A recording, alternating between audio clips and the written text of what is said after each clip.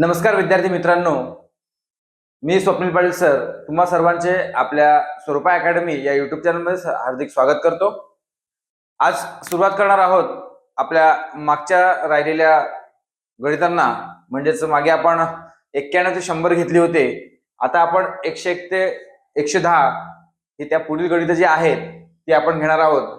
हा भाग 2 आहे 2016 च्या परीक्षेमध्ये विचारलेल्या गणितांमध्ये। तर चला करूया आपण आपल्या व्हिडिओला सुरुवात। बघा, पहिलं गणित आहे 101 व गणित आहे।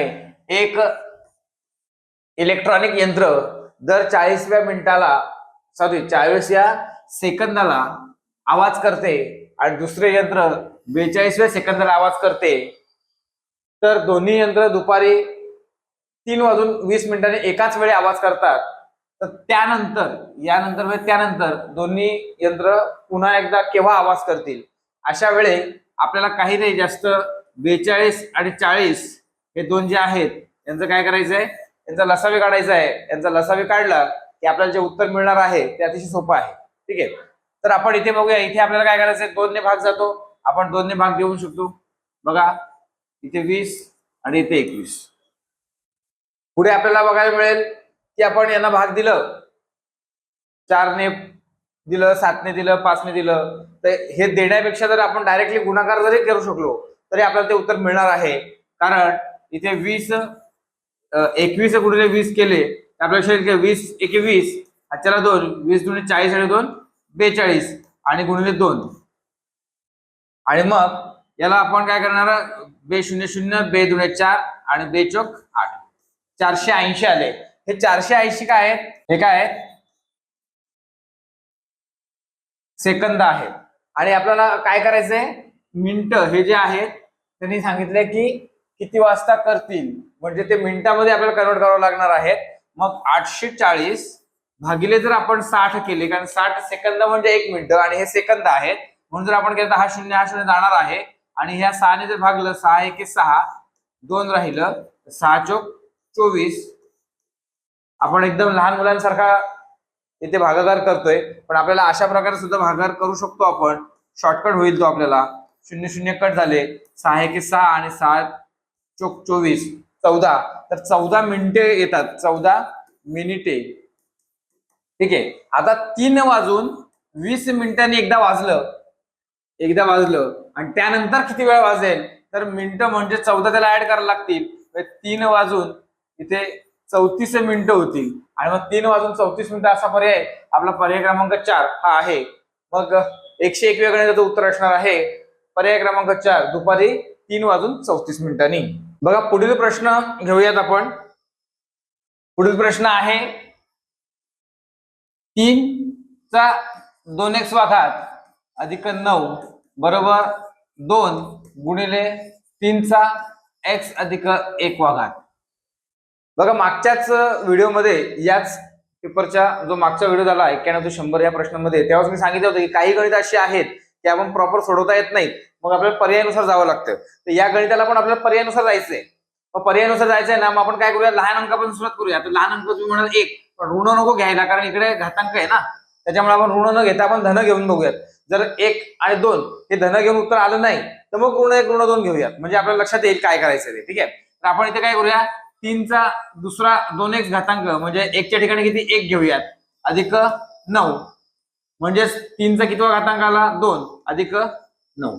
मग इथे 3चा दुसरा घातांक म्हणजे 3चा वर्ग, 9 अधिक 9 बरोबर किती येतात, 18 येतात। तर या पुढे आपण पुढे चेक करूया की हे बरोबर येतं की नाही येते।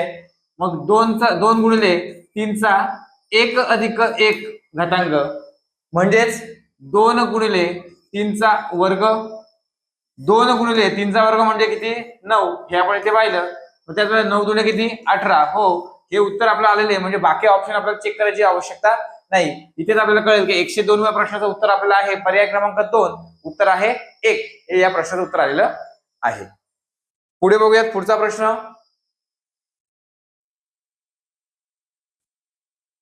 बघा, पुढे काय दिलेले आहे, एका विद्यार्थ्याला गणित व इंग्रजी, बघा मी शॉर्टकट मिळतो, मॅथ्स अँड इंग्लिश किती गुण आहेत, 76 आहेत। पुढे दिले हिंदी आणि इंग्रजी हिंदी अँड इंग्लिश किती आहेत? 89 आहेत. त्यानंतर त्याने हिंदी आणि गणित, पुन्हा हिंदी आणि गणित म्हणजे हिंदी अँड मॅथ्स किती आहेत? 84 आहेत. तर त्या विद्यार्थ्याला गणित विषयात किती गुण आहेत? अशा वेळेस काय करायचं? सरळ सरळ या तिघांची बेरीज करायची. मग तिघांची बेरीज करताना बघा, 6 आणि 4 10 आणि 9 19, आजच्याला 1, 8 ना 8 16 आणि हे 8 16 8 24 249. मग 249 मध्ये आपल्याला काय करायचंय?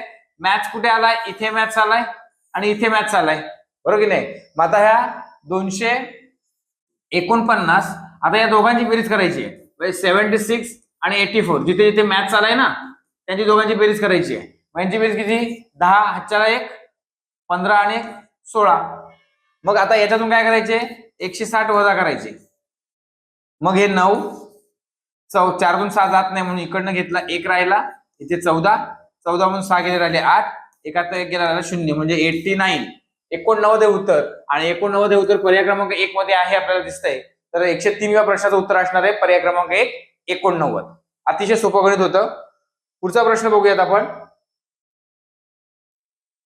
पुढचा प्रश्न आहे, माथाडी कामगारांच्या एका गटाने ग्रस्तांना पाठवण्यास 5,850 रुपयांचा मदतनिधी जमा करायला ठरवले, पण त्यांनी जमा केलेल्या निधीपेक्षा 18 ने लहान असलेली संख्या, 18 ने लहान असलेली संख्या कुठली ती काढू आपण. 18 ने लहान संख्या, तर इथे 0 म्हणून इथे 4 घेणार आणि इकडे 10 घेणार. 10तून 8 गेले राहिले 2, 4तून 1 गेला राहिले 3, बाकी सगळे तसे तसे. लहान असलेली संख्या या गटात असणाऱ्या सदस्यांच्या संख्येचा घन आहे. म्हणजे हा कोणाचा घन आहे? तेवढे काय असणार आहेत? ते माथाडी कामगारांची सदस्यांची संख्या असणार आहेत. आणि तर त्या गटात किती सदस्य संख्या हे काढायला सांगितलंय. म्हणजे सरळ सरळ हा कोणाचा घन आहे ते चेक करायचं आपल्याला. आता मागच्या वेळेस मी सांगितलं होतं की घनमूळ कसं काढतात. तर आपण बघितलं होतं की आपल्या फक्त 4 संख्या असेल, म्हणजे जर 3 आलं असेल एकक स्थानचे, इथे काही असेल माहित नाही, पण एकक स्थानला 3 असेल तर तिकडे किती येणार आहे? एकक स्थानला 7 येणार आहे. किती येणार आहे? 7 येणार आहे, बरोबर. आणि 7 असेल तर किती येणार आहे? 3 येणार आहे. हे आपण मागच्या वेळेस बघितलं होतं. तसंच इथे एकक स्थानला 2 असेल तर एकक स्थानला किती येईल? इकडे घन आहे, इकडे यांचे घन करायचे आपल्याला या सगळ्यांचे. आता हे असं लिहिणं चुकीचं ठरेल. मी प्रॉपर आपल्याला दाखवतो की 3 याचा घन आणि याचा घन म्हणजे 2चा घन.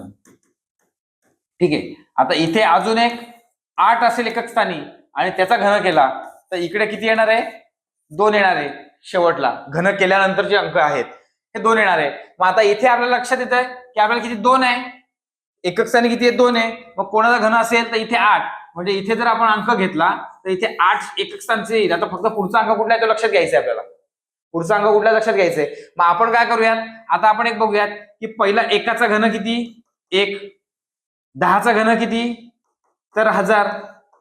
आणि 20चा घन किती? तर 8000.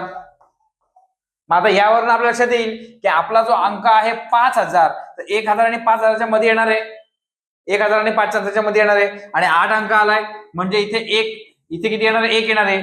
1 म्हणजे हा जर घन बघितला तर 5832 हा कोणाचा घन असणार आहे? तर हा 18चा घन असणार आहे. कोणाचा घन असणार आहे? 18चा. आणि ते उत्तर आपल्या पर्याय क्रमांक 3 मध्ये आहे. तर 104व्या प्रश्नाचं जे उत्तर असणार आहे पर्याय क्रमांक 3 18. म्हणजे एकूण सदस्य किती असणार आहेत त्या माथाडी कामगारांच्या त्या एका गटामध्ये, संघटनेमध्ये? तर 18 सदस्य असणार आहेत. पुढचा प्रश्न बघूयात आपण. 105वा प्रश्न बघा. 3 ने व 4 ने भाग जाणाऱ्या 2 अंकी संख्यांची बेरीज किती? आता आपल्याला इथे विभाज्यतेच्या कसोट्या माहिती असल्या पाहिजे. 3 ने भाग जाणाऱ्या कोणत्या, 4 ने भाग जाणाऱ्या कोणत्या. पण आता इथे 3 आणि 4 ने दोनांनी सांगितले. मग जेव्हा 3 आणि 4 ने भाग जातो अशी एक कसोटी आहे, ती आहे 12ची कसोटी. 12ची कसोटी काय सांगते की ज्या संख्येला 3 ने भाग जातो, ज्या संख्येला 4 ने भाग जातो, त्या संख्येला 12 ने सुद्धा भाग जातो. मग त्यांनी सांगितलं की अशा 2 अंकी संख्या. मग पहिली संख्या कुठली? 12 ने भाग जाणारी 12च. 12 दुणे 24, 12 त्रिक 36 अशी 2 अंकी संख्या. मग शेवटची संख्या कुठली आहे? 12 8 96. 12 8 96 ही शेवटची संख्या. आणि यांची बेरीज आता बघा गणिताच्या सिलेबसमध्ये म्हणजे टीईटी साठी विचारलेला जो गणिताचा सिलेबस आहे की नाही, त्यामध्ये जास्तीत जास्त 10वी 8वी 9वी 10वीचा जो काही सिलेबस आहे जास्तीत जास्त विचारला गेलाय. हे गणित सुद्धा जे आहे ते 10वीच्या बेसवर आहे. हे गणित अंकगणित श्रेणी आपण जे म्हणतो त्याच्यातलं पदांची बेरीज असं ते गणित आहे. इथे तर बघितलं तर आपल्याला ए म्हणतो आपण आणि इथे म्हणतो एन शेवटचं पद. आणि जर आपल्याला एस एन म्हणजे काय सगळ्या पदांची बेरीज काढायची असेल तर त्याला आपण करतो n/2 आणि a अधिक l हे सूत्र आहे. ठीक आहे. आता हे सूत्र काढताना n म्हणजे किती, आता हे सांगू शकतो ना मग किती पद आहेत. तर 12×1 = 12, 12×2 = 24, 12×3 = 36 आणि 12×8 = 96 म्हणजे 8च पद आहेत. मग इथे आपल्याला माहिती आहे की 8/2 आणि इथे a बरोबर किती तर 12 आणि l बरोबर किती तर 96. ठीक आहे. आता इथे भागाकार केला तर 4 उत्तर येतं आणि इथे यांची जर बेरीज केली तर 2 आणि 6 किती होतात 8 आणि 1 आणि 9 किती होतात 10 म्हणजे 108.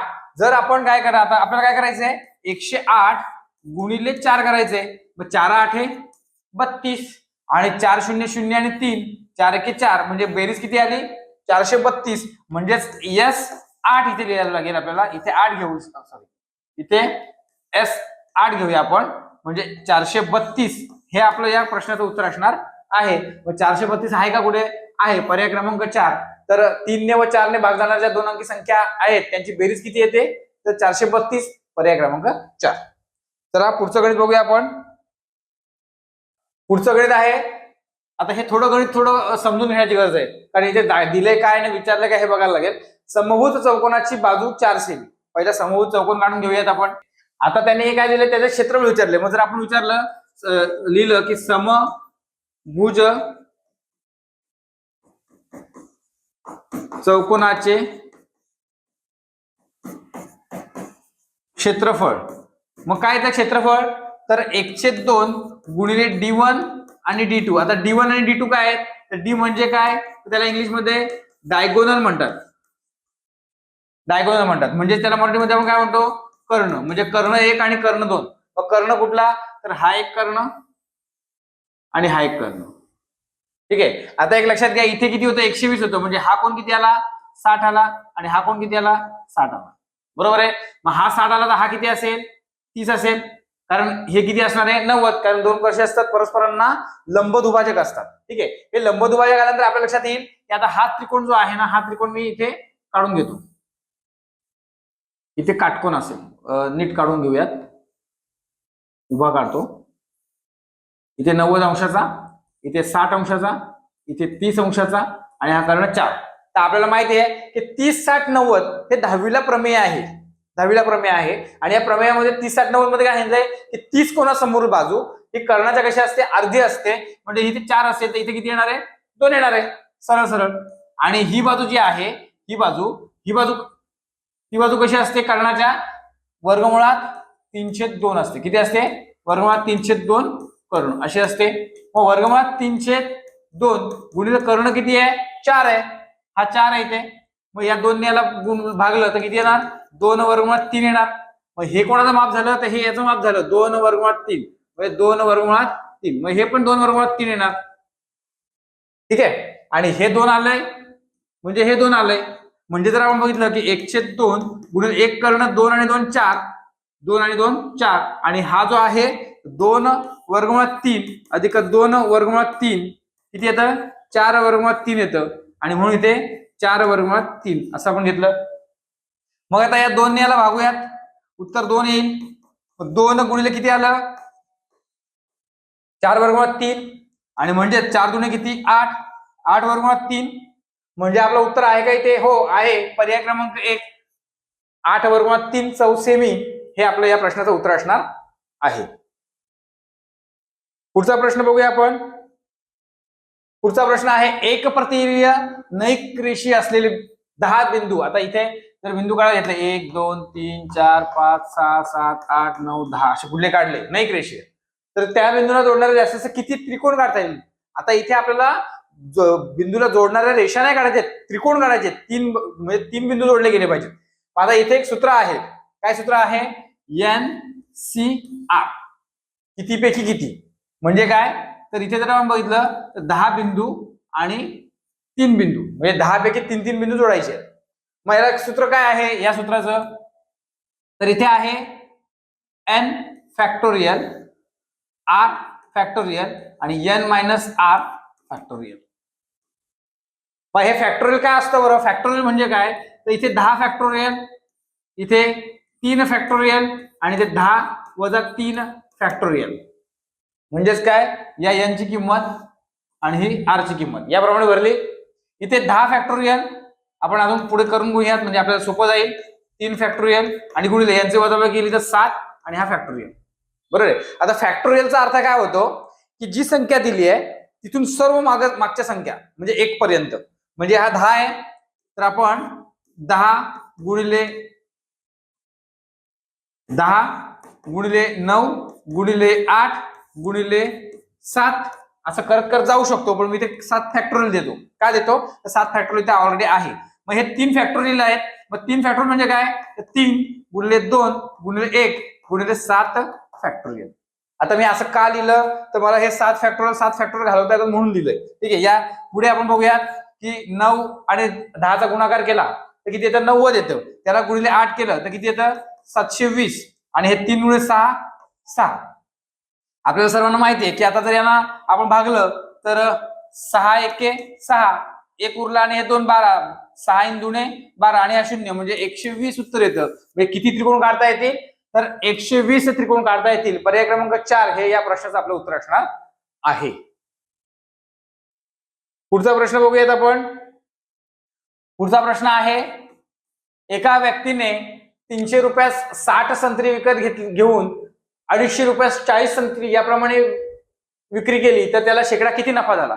आता बघा यामध्ये एक लक्षात ठेवा की आपल्याला असंही लिहिता येईल 300 रुपयाच्या 60 संत्री आणि 250 रुपयांच्या 40 संत्री. ठीक आहे. आपण याचा तिरकस गुणाकार करून घेऊयात. याचा आणि याचा गुणाकार करून घेऊयात. 300 गुणिले 40 केलं तर 4 त्रिक 12 आणि हे 3 0 1 2 3 आणि 250 गुणिले 60 केलं तर लक्षात येईल 25 सक 150 आणि हा एक 0 आणि हा एक 0 म्हणजे इथे 12,000 आणि 15,000. म्हणजे त्यांना शेकडा किती नफा अथवा तोटा होईल? तर आपल्या लक्षात येईल की 15,000 आलंय. मग ही विक्री किंमत आहे. किती किंमत आहे? विक्री किंमत आहे. ठीक आहे. मग आता हे जर आपल्याला लक्षात येत नसेल की नक्की फायदा झाला की तोटा झालाय, इथे आपल्याला लक्षात येते की 15,000 आणि 12,000 म्हणजे 3,000 रुपयेचा डिफरन्स आहे. मग 3,000 तोटा की 3,000 फायदा हे लक्षात येत नसेल. 300 भागिले 60 बरोबर किती उत्तर ते काढूयात. मग हा गेला 6 पंचे 30 5 उत्तर आलं. आणि पुढे 250 रुपये 250 भागिले 40 हा 0 गेला हा 0 गेला. याचं उत्तर काढायचंय तर 4 सक 24 आणि एक राहिला 1 राहिला म्हणजे त्याला पॉईंट दिला तर 2 आणि 5 असं उत्तर येईल. 10ला जर 4 ने भागलं तर 0.25 येतं म्हणून 6.4. आता याच्यामध्ये जर बघितलं तर आपल्या लक्षात येतं की 1.25 चा फरक आहे. 1.25 चा फरक आहे. आता हा 1.25 चा फरक म्हणजेच काय? तर ही झाली खरेदी किंमत आणि ही झाली विक्री किंमत. मग जर खरेदी किंमत 300 रुपयाला किती 60 विकत घेतले म्हणजे खरेदी किंमत आणि 250 रुपये 40 विकले म्हणजे विक्री किंमत. मग विक्री किंमत जास्त आहे म्हणजे नफा होईल का तोटा होईल? तर नफा होईल. मग तो नफा किती झाला? तर इथे 3,000 चा नफा. यांच्यामध्ये डिफरन्स दिसतो आपल्याला 3,000 रुपये. ठीक आहे. आता हे 3,000 वाला पण शेकडा नफा त्यांनी सांगितलंय. मग शेकडा नफा कितीवर काढावा लागेल? तर 12,000 रुपयांवर. मग 12,000 त्यांच्यावर किती? तर 3,000 रुपये. आणि आपल्याला शेकडा काढायचे तर आपण असं करणार म्हणजे हे 3 शून्य गेले हे 3 शून्य गेले म्हणजे आपण इथे 3 ने 100ला गुणलं तर 300 आणि भागिले 12 असं केलं तर आपल्या लक्षात येईल की 12 दुणे 24 60 उरले 12 पंचे 60 म्हणजे उत्तर किती आलं? 25. 25% नफा. पर्याय क्रमांक 2 हे या 108व्या प्रश्नाचं आपलं उत्तर असणार आहे. पुढचा प्रश्न बघूया आपण. पुढचा प्रश्न आहे, लंबवृत्तचित्तीची उंची कायम ठेवून त्याच्या तळाची त्रिज्या 10 ने वाढवल्यास त्याच्या घनफळात शेकडा किती वाढ होईल हे ऑलरेडी दिले त्यांनी. ठीक आहे. आता इथे बघा वृत्तचित्ती म्हणजे काय? तर आपला पाण्याचा पिंप असतो सगळ्यांच्या घरात, तो पाण्याचा पिंप. ठीक आहे. ही हाईट आहे आणि ही रेडियस आहे. त्याच्या उंची काय ठेवली म्हणजे मला एवढंच ठेवायचंय, पण काय करायचंय त्याचं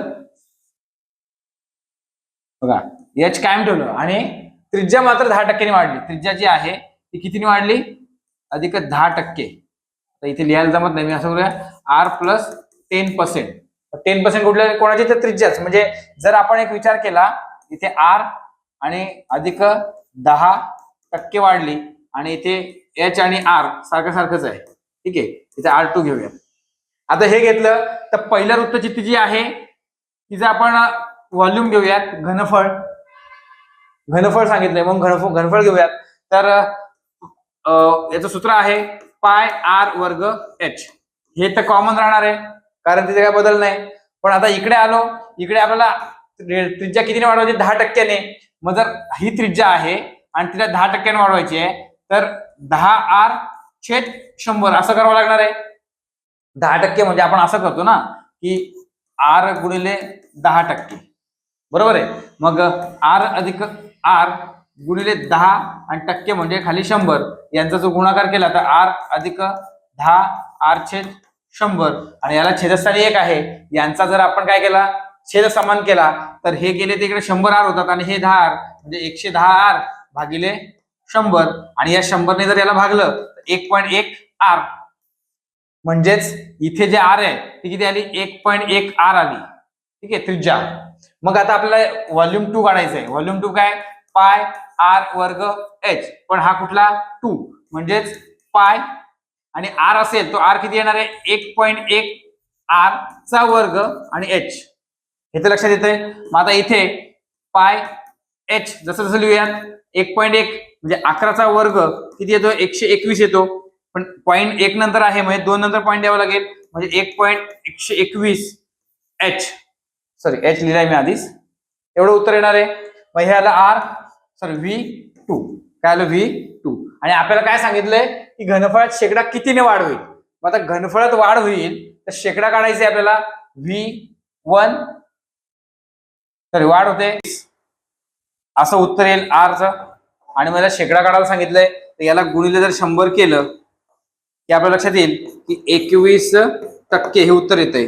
21%. आता तुम्ही म्हणाल सर थोडस गोंधळ झालेला आहे. R1 R2 इथे तुम्ही R1 घेतलीये, इकडे तुम्ही R2 घेतलीये, इथे हा R1 मध्ये हा R2. पण हे R1 आणि R2 म्हणजे काय? समजा इकडे 1 आहे तर इकडे काय झालंय? 10%ने वाढली आहे. म्हणजे 10% म्हणजे R1 1.1 झाली आहे, तीच फक्त वाढली आहे. म्हणजे वाढल्यानंतर आहे म्हणून आपण R2 घ्यायचे, तिथे R1च घ्यायची आहे. म्हणजे इथे जर बघितलं आता इथे खोडायला जमणार नाही थोडस बघा. आर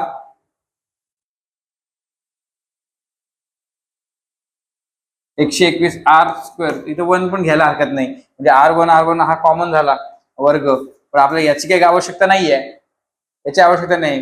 मग आपण फक्त तेवढंच केलं की सगळे एकत्र घेतले आणि फक्त वजाबाकी मेन यांची वजाबाकी होती. ती वजाबाकी जर केली आपल्याला टक्केवारी काढायची आणि इथे 21% आपल्याला आलेले आहे. थोडासा गोंधळ झालेला असेल पण ठीक आहे, हरकत नाही. जर समजलं नसेल तर कमेंट करा. मी पुन्हा एकदा हे गणित पुन्हा एकदा चांगल्या पद्धतीने थोडं अजून सोपं करून सांगण्याचा प्रयत्न करतो, जेणेकरून तुमचा हा जो काही लंबवृत्तचित्राचं जे काही घनफळाचं गणित आहे ते अजून सोप्या पद्धतीने सांगितल्यानंतर थोडंसं कन्सेप्ट क्लिअर झाली की तुम्ही त्याच्यावरती अजून काही गणित सोडू शकाल. तर या प्रश्नाचं उत्तर आपलं पर्याय क्रमांक 21 असं असणार आहे. पुढचा प्रश्न घेऊयात आपण आणि आजच्या या व्हिडिओचा शेवटचा प्रश्न असणार आहे. वायूचे आकारमान निरपेक्ष तापमानाशी समप्रमाणात आणि दाबाच्या व्यस्त प्रमाणात आहे. तर आकारमान 144 मिली असताना निरपेक्ष तापमान 188 केल्व्हिन. आता दाब 18 मिमी तर वायूचे निरपेक्ष तापमान 27 अंश. आता बघा इथे पण अंश दिलंय पण इथे के दिलंय म्हणजे इथे सेल्सिअस असणार आहे. इथे काय असणार आहे? सेल्सिअस असणार आहे.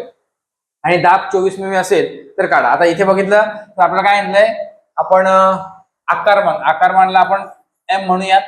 एम बरोबर 144 मिली MM. ठीक आहे, M1. त्यानंतर तापमान म्हणजे T1 बघूयात आपण. T1 किती आहे? 288 केल्व्हिन, अंश केल्व्हिन. आणि इथे दाब म्हणजे प्रेशर किती आहे? तर 18 mm. ठीक आहे, इथे ML लिहूया. आणि त्यानंतर जर बघितलं तर M2 किती आहे? M2 दिलंय का आपल्याला? जर वायूचे निरपेक्ष तापमान आकारमान काढायला सांगितलंय, सॉरी आकारमान काढायला सांगितलंय. त्यानंतर वायूचे तापमान T2 किती आहे? T2 27°C, म्हणजे याच्यामध्ये 273 वाढवावे लागेल तेव्हा ते केल्विन होईल. मग याच्यामध्ये हे ऍड केले तर आपल्या लक्षात येईल हे 300 होतात, 300 केल्विन. ठीक आहे. आणि मग नंतर प्रेशर किती आहे? दाब म्हणजे प्रेशर म्हणतो आपण त्याला 24 mm. हे आपण जे दिले ते लिहून घेतलं. पण आता मेन काय आहे? समप्रमाण व्यस्त प्रमाण. वायूचे आकारमान म्हणजे यम. वायूचे आकारमान यम हे कोणाशी समप्रमाणात आहे? तापमानाशी समप्रमाणात आणि दाबाशी व्यस्त प्रमाणात प्रेशर. सगळ्यांना माहित असेल हे कसं असतं ते. ठीक आहे. आता याप्रमाणे बघितलं तर इकडे यम बरोबर T/P असं आपण लिहितो. म्हणजे हा P इकडे गेला गुणाकार होईल, हा गुणाकार इकडे भागाकार होईल, म्हणजे MP/T बरोबर K. हे तर आपल्या लक्षात येत आहे. मग या प्रमाणात आपल्याला करायचं आहे. आता याप्रमाणेच करायचंय की इथे जर आपण 1 घेतला, इथे 1 घेतला, इथे 1 घेतला, इथे 1 घेतला, 1 घेतला, 1 घेतला, 1 1 1, त्याचप्रमाणे M2 पण येणार आहे. म्हणजे तिथे आपल्याला M2 P2 आणि T2 बरोबर K एवढं येणार आहे. हे कळतंय सगळ्यांना. आता याच्यामध्ये K आणि K म्हणजे काय? तर कॉन्स्टंट जर सारखा असेल तर M1 P1 छेद T1 बरोबर M2 P2 छेद T2 हे येणार आहे. आता M1 किती आहे? 144, P किती आहे? 18 आणि 288 तापमान असणार आहे. मग M2 किती आहे? तर M2 काढायचं सांगितलंय. P2 किती आहे? P2 24 आहे आणि T2 किती आहे? तर 300 आहे. ठीक आहे. आता इथे आपण बघायला गेलो तर आपल्याला माहिती आहे 144 144 आणि दुणे 188 याने याला जर गुण भागलं तर इथे 9 येतं. म्हणजेच इथे M जर घेतला तर M इथेच ठेवूयात आपण M2 आणि हा 9 इथे राहील. हा 9 हा 300 इकडे गेल्यानंतर काय होईल? गुणाकार होईल आणि हा 24 इकडे आल्यानंतर काय होईल? भागाकार होईल. आता यांचा भागाकार गुणाकार करून घेऊयात आपण.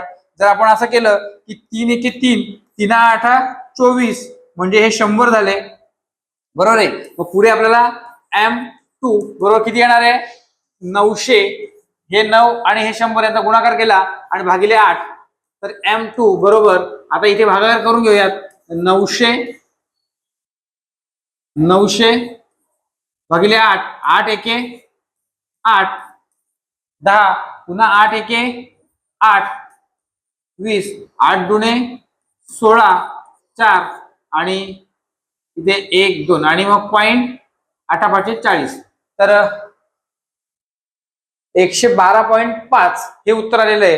मग 112.5. ठीक आहे. M2 आपल्याला काय सांगितलंय? तर आकारमानात किती बदल होईल? बदल विचारलाय. बदल आता कारण बघितलं आपण उत्तर 112 आलंय, 12.5 आले, पण 112.5 याच्यामध्ये कुठे आहे का ऑप्शन मध्ये? नाहीये. तर आपल्याला लगेच लक्षात आलं पाहिजे की मी काय चुकलोय. मग मी काय चुकलोय? मग मी पहिल्यांदा गणित वाचतो.